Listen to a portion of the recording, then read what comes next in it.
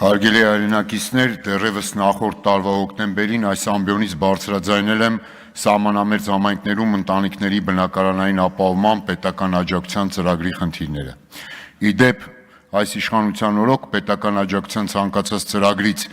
մաքրում է պոպուլիզմը եւ միանգամից ակնհայտ են դառնում դրա անհասցե բնույթը, պետական միջոցների փոշիացման փաստերը, դրված նպատակի եւ աջակցության հիմնական բովանդակության անհամապատասխանությունը։ Այս ծրագիրն էլ հենց այս հիմնական պատճառներով նախորդ տարվա կեսից կասեցվեց, չնայած որ կառավարության որոշմամբ նախատեսված էր ծրագիրն իրականացնել առնվազն մինչև 2025 թվականի ավարտը, բազմապատկել շահառուների թիվը եւ այսպես շարունակ։ Սահմանամերձ գյուղական բնակավայրերում սեփական հող կամ կիսակառույց շինություն ունեցող քաղաքացիները հնարավորություն ունեն կառուցելու տուն մինչև 16 միլիոն դրամի չափով հիպոթեկային վարկավորմամբ, որի մայր գումարը եւ տոկոսները պետք է վճարվի պետական աջակցությամբ պետական բյուջեից։ Ծրագրի խնդիրները մնում են չլուծված եւ ակնհայտ էին ի սկզբանե։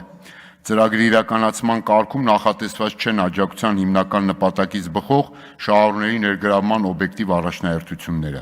Հետևաբար ծրագրի առաջնային շահառուները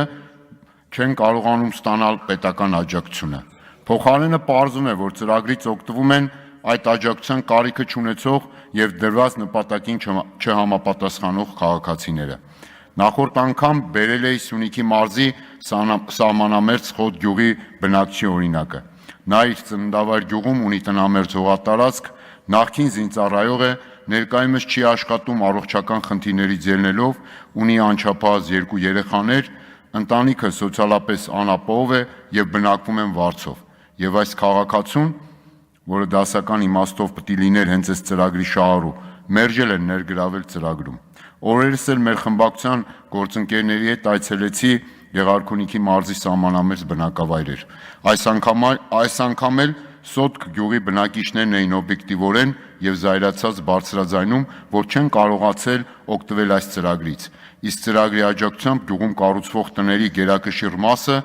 դառնալու են ամառանոցներ սեփականատերերի համար, որոնք ոչ միայն այդ համայնքի բնակիչներ չեն, սոցիալապես անապահով չեն, այլ նաև ըստ գյուղացիների տեղեկության նրանցից որոշները հանդիսանում են մարզպետարանի աշխատողներ կամ սերտ կապի մեջ են տարբեր պետական ու տարածքային կառավարման մարմինների պատասխանատուների հետ։ Ինչ է ստացվում, այս իշխանությունը թոշակ եւ նպաստ չի բարձրացնում, փոքր բիզնեսի հարկային բեռը կրկնապատկում է, նաև հիմնավորելով իբր թե դրա փոխարեն սահմանամերձ բնակավայրերում են իրականացնում պետական ծրագրեր։ Իրականում սահմանամերձ բնակավայրերի թոշակառուների եւ անապահով ընտանիքների սոցիալական խնդիրները խորանում են, իսկ սեփական միկրոբիզնեսով գոյատևող քաղաքացիների հարկային բեռը կրկնապատկում է այն նպատակով, որ ճարպիկ, նյութապես ապահովված, ինչու ոչ օրվա իշխանավոր հանդիսացող կամ նրանց հետ սերտ կապի մեջ գտնվող որոշ քաղաքացիներ կառուցեն այդ բնակավայրերում ամառանոց պետական ֆինանսական միջոցներով։